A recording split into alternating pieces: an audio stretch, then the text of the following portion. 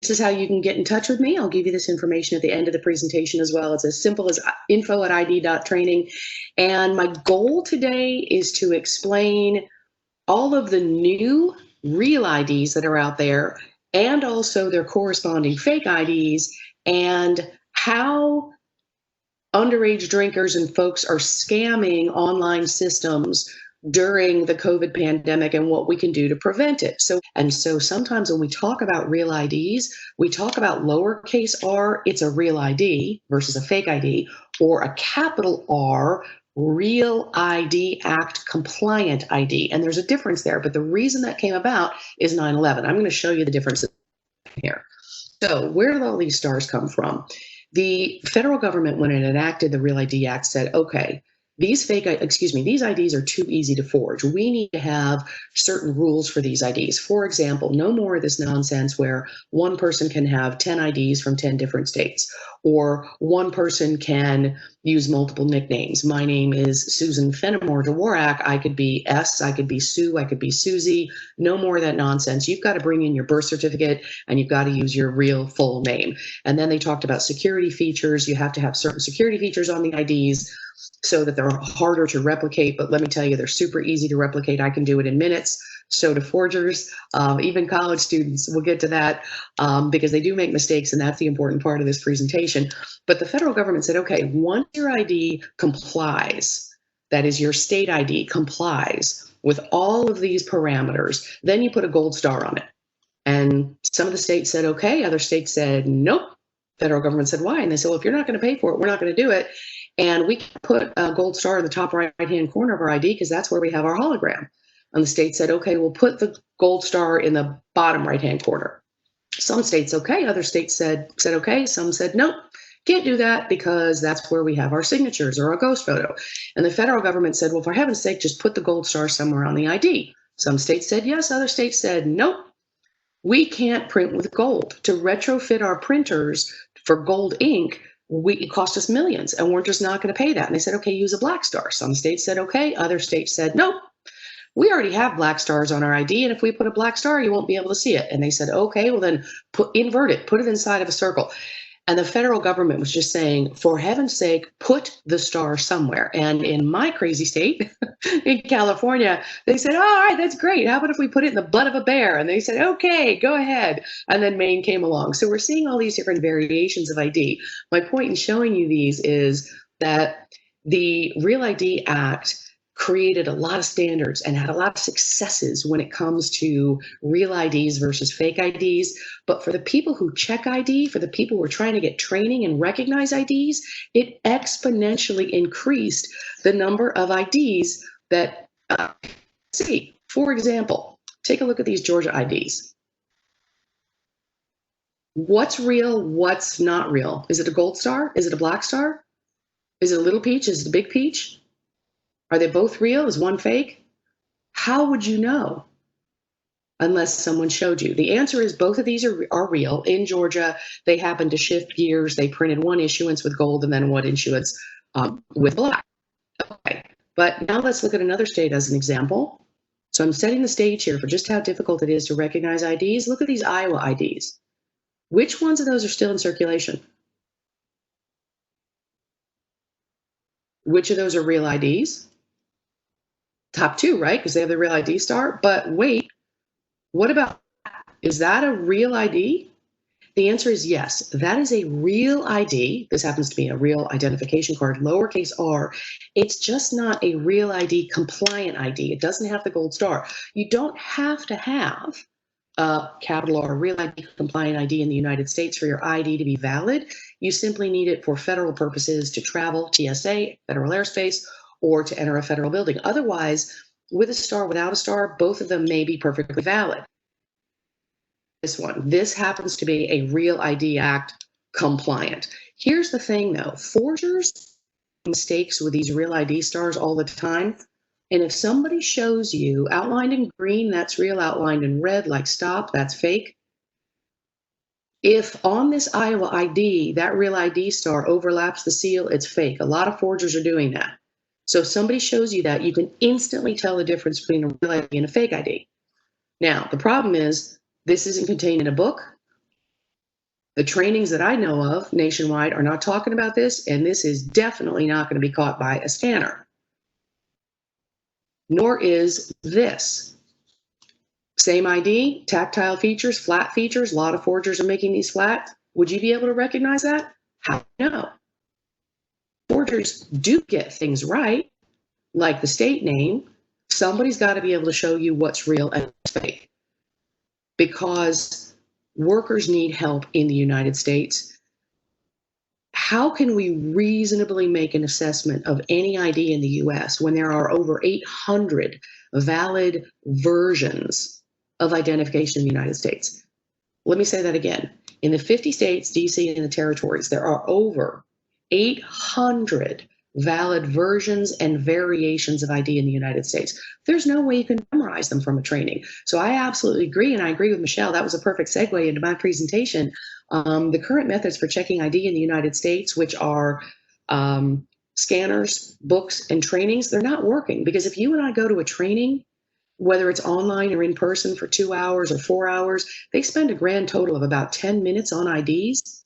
There's no way they can tell you the things that I just showed you. There's no way they can present that to you. People need to have regular access to clear, current, and correct IDs. So that's where I come in as a fake ID expert and as the CEO. We are a social responsibility company. We're here to help people check ID, particularly in the COVID pandemic. So we've got all kinds of free resources. If you go to www.id.training, and it's literally www.id.training, click on COVID, you will see a video and instructions and a printable template that anybody can use. It's absolutely free for contactless ID checking. How are we going to check IDs during the pandemic when we can't touch them? And also masked ID checking. It's a great resource for you to share with your communities, however you may want to do that. Email it, post it on social media, contact me, I can help you with it. But the point is, we need to get this information to people to teach fake IDs. Now, one of the big things that's happening with COVID is that DMVs are allowed, some DMVs, not all, some states are allowing extensions on expirations. And this is becoming a problem because we're seeing people get duplicate IDs and sharing expired IDs. How do you know if it's, what's real, what's fake? Well, you'll see on our resources, we have a list of every state and DC and territory of the DMV. You can go right to the DMV site, or you can click on that COVID link and it will tell you instantly how long that ID is valid after the extension period. So we're trying to do what we can to help people during. Now, here's the trouble people are having with scanners. There's no such thing as a high-tech scanner. What is a scanner scanning? For the most part, they're scanning barcodes or magnetic stripes. So barcodes and magnetic stripes are over half a century old. They're not high tech. I can go to any number, and I mean hundreds of websites, and plug in information, and it will spit out a barcode, either the linear stripe barcode or that, I'll show you in a second, the square PDF 417 is what they call it, barcode with all the little squares on it. There's no magic to it. And within minutes, and this is what's most frightening, I could go online, I could find your real driver license number and address. All of this information is available online. I plug that information into create a barcode, and guess what? It creates a barcode. Either one of the linear, which is a stripe, or the rectangular PDF 417. That is going to fly right through a scanner. And even if it pings the database is going to say, yep, there's a Susan in California with that driver license number. Super easy. Now, what a lot of teenagers are doing is going to places that use scanners that use the magnetic stripe for scanning. So that magnetic stripe there's no magic to it. There's high co, meaning coercivity, low co. There's no magic to a magnetic stripe. It's the same stripe that's on a credit card. It's the same stripe that, for example, is on a hotel room key. Have you ever checked into a hotel? They don't give you the keys anymore. They give you that credit card. You're tired, you get to the hotel, you walk down the hall with your luggage, you get to the door, you're tapping or dipping your card and it's not working. So you gotta trudge back down to the lobby and they say, oh, sure. The clerk takes it from you and goes, taps on something, hands it right back to you. That's exactly how IDs are changed So for $20 or so, you can go to Amazon.com, you can buy a reencoder, you take the ID, slide it through it, it says you were born in 1999, you backspace over the 9, you change it to a 7, you slide that ID through it again. Now it's your ID with your photo, your name, your address. It is literally a real ID, but it is scanning with a different birth date. And the problem is a lot of people who are checking IDs using these scanners are not really looking at the human being and checking the ID to make sure that it actually is a real ID. So you may have this other scanner. This is called an OCR, Optical Character Recognition. And a lot of these scanners, by the way, will tell you, our proprietary algorithm will validate and verify authenticity. What a load. It's doing nothing of the sort. How can a device validate and authenticate an ID? It can't. These OCR scanners, just like the other scanners, it's optical. It's got a little camera in it, a little lens, and it's looking for fonts or patterns, something in the right place. The fake ID manufacturers have this down. Every template for every ID in the United States is available, down to the right font, the right size, the right color, the right placement. So scanners aren't going to work. So what are you going to do with scanners? One of the things I encourage you to do is 2 Google searches, or whatever search engine you use, Bing, Google, whatever it is. Search fake ID, and you will see the number 1 word that comes up for all of those is fake ID, scannable, scannable, scannable. They're all scannable, right? Then I want you to search ID scanner. Pick any one of them. Go right past what I call the shiny happy marketing and go down to the bottom of the page where they have terms and conditions and just look for the word disclaimers, because it's typically written in very plain English. But what it will tell you is, yeah, our hardware, it's got some serious vulnerabilities. And our software that goes with the hardware, it's got some serious vulnerabilities. And if anything goes wrong, like hacking, identity theft, which we know is rampant, Interpol just said it's up, 170% with COVID? If anything goes wrong, we're only liable for the $3.99 that you paid for our app to scan an ID. Or we're only liable for what you paid for this device, this scanner. But those disclaimers are written in plain English. Please go to those and take a look at those, because that's important to know. It's frustrating to me as a fake ID expert to see jurisdictions, whether it's states or cities or someone else, mandating the use of scanners because they don't work, and we're really setting people up for failure, right? So you've got to go beyond this, because what's going to happen is if a worker is called in front of a judge for an underage service violation, and that worker says, hey, my city mandates the use of ID scanners, and my company requires the use of scanners, you know what the judge is going to say? I don't care, because section blah, blah, blah of the state code requires that you properly and thoroughly check an ID. And taking a little piece of plastic and sliding it through a slot or zapping it with a cell phone or some kind of scanner is in no way properly or thoroughly checking ID. You must do due diligence. So we've got a patchwork of legislation, as we know, throughout the United States. We have a patchwork of legislation and rules and regulations and requirements and whatnot in each state, Illinois as well. But no matter what, 100% of our jurisdictions require due diligence. People need to be trained to properly and thoroughly check ID, and they need access to the right IDs. What's happening with scanners? The problem is that the scanner cannot confirm that the data on the ID is real, right? Super easy to get real data, super easy to create 50-year-old technology, and it's put on an ID, and all that information is transferred over Wi-Fi, and that's really vulnerable. So where is it going? Everywhere. It's going all over the world, and it's capturing personally identifiable information, which is setting people up for really serious problems. It's setting the ID holder up for identity theft and other, and it's setting the worker up for, and it's his or her company as well, privacy law violations. And those fines, by the way, can be absolutely crushing. Now, a while back, our federal government did a test, and they put hundreds of IDs online, fake IDs. They created fake names, fake, persons, put them up online, and within 10 minutes, there were over 1,200 attempts from 28 countries. People want our data. Scanning of IDs, people know where to get it. That's why you heard that Home Depot was hacked, Target was hacked, these larger companies, Experian, unfortunately recently Drizzly, because the people who are sitting at home during the pandemic, again, it's not that this didn't happen before, it certainly did. Cybercrime certainly occurred, but they're looking for information, and scanners are a great way to get it. So now where does that data go? When you and I do a Google search or any kind of other search, we're really getting what we see in this iceberg picture, maybe like 10 or 15% of what is on the internet. Everything else, 85 to 90% of what is online is actually under the surface line in the deep and the dark web. It doesn't mean it's illegal. It just means that it's private. So your agency, your university, your police department, whatever it may be, that information is under the surface line so that people can't see it. But the problem is a lot of the problem is that it can't be seen. It can be hidden. So a lot of this does happen below the surface line where law enforcement cannot see it. This is where fake IDs are bought.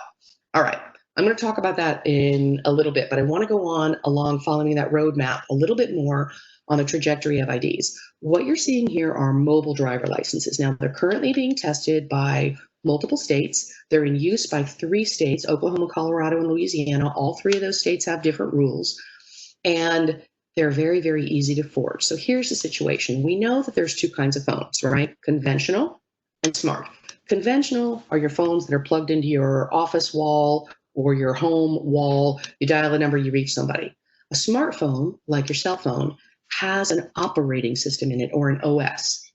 That operating system is what allows your phone to act like a computer so that you can send messages and access the internet and do whatever you want to do on your phone, right? There's 2 kinds of operating systems: iOS, which is Apple, and Android, which is Google. That's it. There's 2 operating systems for cell phones. So you either have an Apple phone or Google phone, iOS or Android. These mobile driver licenses operate very differently on iOS and Android. So for example, iOS Apple, you can very easily screenshot one of these and text it to a friend or email it. And once they get it, it takes literally a matter of seconds of replacing the photo and the text on these IDs. And it's important that the workers know that these, in most cases, cannot be accepted for the for the sale of regulated products, sale or service of regulated product. That most of the time, but not always, people are required to still carry their ID card to back these up. The next form of identification, biodata, we're going to talk about fingerprints. So fingerprint recognition is nothing more than pattern recognition. It's really just loops and arches and lines. And when a machine is reading a fingerprint, it's just looking for the differentiation of it. Being in law enforcement, some of you know that it's very, very easy to capture a fingerprint.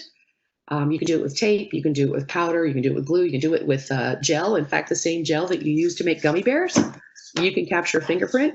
And when you grab somebody's cell phone, what's all over that cell phone? Their fingerprints. Super easy to lift it, flip the phone over, and use that fingerprint pad to open that person's phone. And then you now have access to their banking apps, their alcohol sale apps, whatever you need. Another thing, if you're interested in Googling it, search the Apple fingerprint spoof. The fingerprint identification on the new smartphones, on the iOS Apple phones that came out, was spoofed within 48 hours of it coming out. This is really easy technology to spoof. Now, last but not least, we have this technology called blockchain. A lot of people have heard about blockchain. It can become very, very complicated and technical, but it's really not. Just as the name implies, blockchain is blocks of information chained together. But what is interesting is, see how little circles around the center here? Those little circles are the blocks, not that center. With blockchain, there's no central authority. So blockchain is what they call DLT, distributed ledger technology. Let me explain that using an example. If you go to a bank, the bank has a ledger. And it's one ledger by that bank. No matter the branch, no matter where they are around the world, it's one ledger. And it has your name, your account number, and how much you have in your account. With blockchain, that ledger is distributed between the parties in the chain. So there's no central authority like a DMV issuing a driver license. There's no government agency. It's basically a form of self-identification. The last thing I want to mention about blockchain is You may have heard the term immutable, meaning unchangeable, related to blockchain. Once that data in those blocks is locked, it can never be changed. It's immutable. So if I identify myself on the blockchain as Mary Jones and not Susan Dvorak, and it's immutable, how do we know? And there's no government authority in the middle. There's no central authority determining who I am. It's just the other parties in the chain, like the people who are giving me fake IDs, like the people who are selling regulated product. So blockchain, again, it can get very, very complicated. It's used for a lot of really, really good reasons, but it is being used by bad actors to sell fake IDs and regulated product. So now let's get down to the practical application. Now you have to buy your fake ID and you have to order alcohol, but you don't want anybody to know that you're doing it. How do you do it? You can create what they call a VPN, which is a virtual private network. You can do it on your own laptop, your own computer. You can do it on your own network at home. You simply have to open an incognito window or open a private window, and it automatically creates a VPN, a virtual private network. And what that does is it hides the IP address. So the IP address is Internet Protocol. Every device that can access the internet has an IP. Your cell phone, your laptop, your Ring doorbell, if it can access the internet, it has an IP. But the VPN is masking all of that, allowing you to operate with anonymity. So it's masking your device. They can't see what cell phone or laptop it came from. It's masking your internet connection. It can't see where you're located. So this is what people use to go onto the internet to buy these products. All right, so now that you're hidden, you need to create an identity. I just chose this as one representative example. You can identify yourself as yourself, and very unfortunately, this is happening all too often with teenagers. The teenagers are giving up their own images, their real name, their real address, etc. It can be very dangerous. But what some people are doing is using a technology like this one. This is GANs. This happens to, I don't want to over-explain this, but and get too far into the weeds, but it's a technology that uses something called discriminators, where it will take 3 different photos, as you see here, find common denominators, use discriminators, and look at that. Look at that large picture on the right of your screen. That looks like a real human being. She doesn't even exist. There is no such human being, but it may be close enough to the person holding the ID. So at any rate, kids are using all kinds of tricks, not only kids, but nefarious actors, as we saw from the tiles before, but people are using all kinds of tricks to create false identities. So you create an identity and then you log on. Nobody's really confirming that it's you. And you can log on as Captain Carrot, Mary Jones, whoever you want to be. Nobody's really checking this, right? So you've created your photo, uploaded it, you've created your identity. Now you need to buy something, you're going to make a payment. Typically when we make payments, we use credit cards. But online, you're not going to use a physical credit card. You're going to use one of 2 things. You're going to use a one-time, or what they call burner. A physical credit card, by the way, can be a burner credit card. Those are the ones you buy at, the grocery store, the drugstore. It's kind of a one-time use credit card, doesn't have your name on it. Those can be burner credit cards, but you can also get one online. You literally just get the 16-digit number and use it as a credit card, or you can use something called cryptocurrency or cybercurrency. Those 2 terms are absolutely synonymous. Cryptocurrency, cybercurrency. And you can see here, I've added, I think 20 little tiles here. The most popular of which is at the top in that circle, the B as in boy. That's for Bitcoin. It's got the little dollar sign line. So Bitcoin is the most popular kind of cyber currency. It's one of thousands. People are creating their own cryptocurrencies. You can create your own cryptocurrency. It's just a method of payment. It's a digital method of payment between people that people decide to accept. Now, this is where this ties into blockchain. Cyber currency operates on the blockchain. So you need the blockchain to pay with cyber currency. Okay? All right. So moving along, let's talk about how delivery happens. But I want to emphasize something here. Delivery can happen safely. And during the COVID pandemic, we've got to keep these people in business, right? We've got to keep folks in business. And we can do that if ultimately the person handing the product to the other person confirms age and identity. So I want to confirm that. Ultimately, when it comes to alcohol or any other physical product, one person is handing another person a product. They've got to make sure that that person is of age. So far, everything that I've talked about is digital, right? But there is a physical component to it, and that's when the ID checking has to happen. So let's talk about how the online process happens before we actually get to the physical delivery. So here we have our average American teenager, maybe, in the bedroom working on multiple monitors, right? Multiple monitors in front, monitor in the hand, which is the cell phone, maybe in mom and dad's basement. But when you go online and you can do a Google search for any alcohol delivery, you will get hundreds of replies for websites or apps. Apps is short for applications. Applications can be used on a phone, and they can be used on a laptop, and they can be hidden. Your applications don't have to appear as little icons on your phone. Those can be hidden. But you go to any one of those that you want to use, and you're asked to identify yourself. Typically in two ways. One, they ask you to upload a selfie, and then they ask you to upload an ID. Let me say that again. You go online with your VPN, so you're operating totally anonymously, and you are asked to upload your own selfie and your own ID. It's basically self-identification. And often the same selfie that was used on the ID is exactly the same, which should not be, right? That should not be, because one should be a DMV photo and one should be a selfie photo taken, I don't know, somewhere in your bedroom or wherever you take your selfie. But the issue with many of these apps, not all, but many, is that if the selfie matches and the ID matches, the order ensues.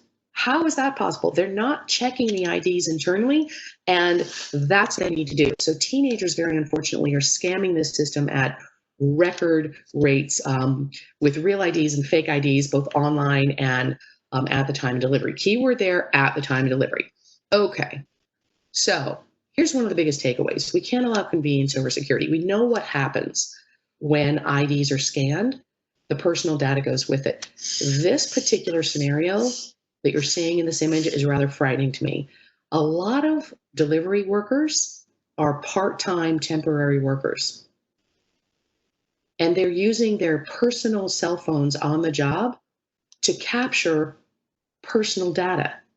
The fact I happen to have two 20-somethings, and the thought of them using delivery and some random person capturing their image, their name, knowing exactly where they live, it terrifies me. I don't want my data in somebody else's personal cell phone. So this is not a great way for us to operate here. So what do we do?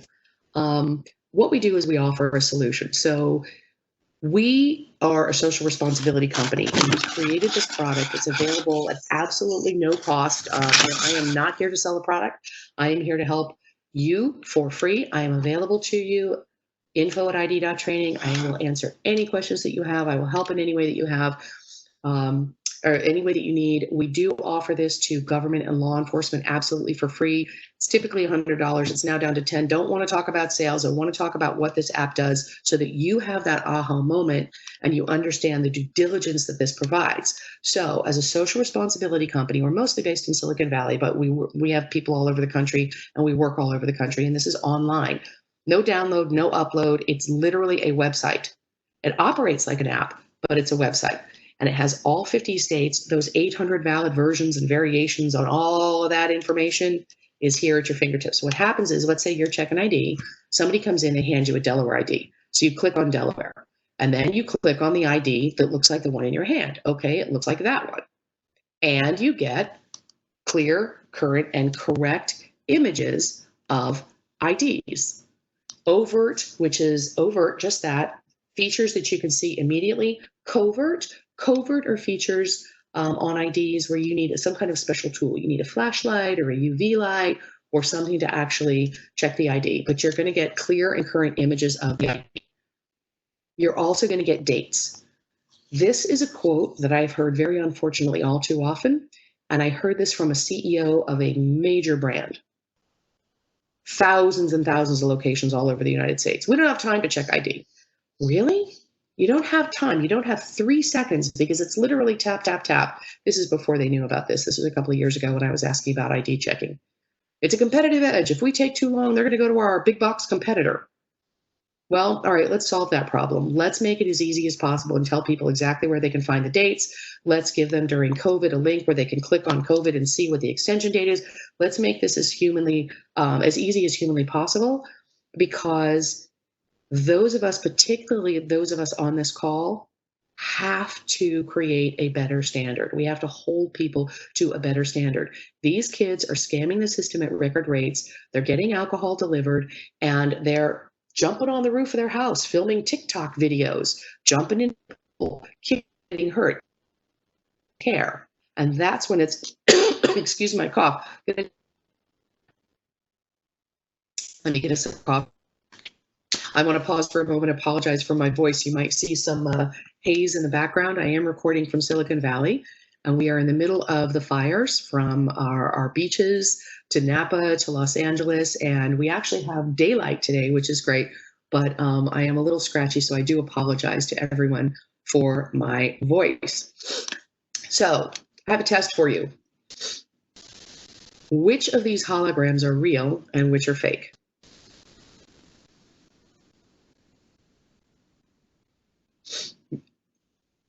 While you're taking a look, I want to let you know that 90% of the people I talk to get this wrong.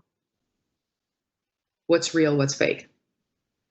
Now the technical answer is these are all real holograms, because they are. Holograms, hologram. They're all real holograms. The question is, though, which is a fake ID? Which is a real ID? Most people say the top right. That's wrong. It's the top left. And this is where we come in as a social responsibility company. People need help. We track the real ID and the fake ID market on a daily basis, and we put IDs into the app, into ID.training, that shows them this. Outlined in green, that's the real one. Outlined in red, those are the most common fakes you're going to see on the market.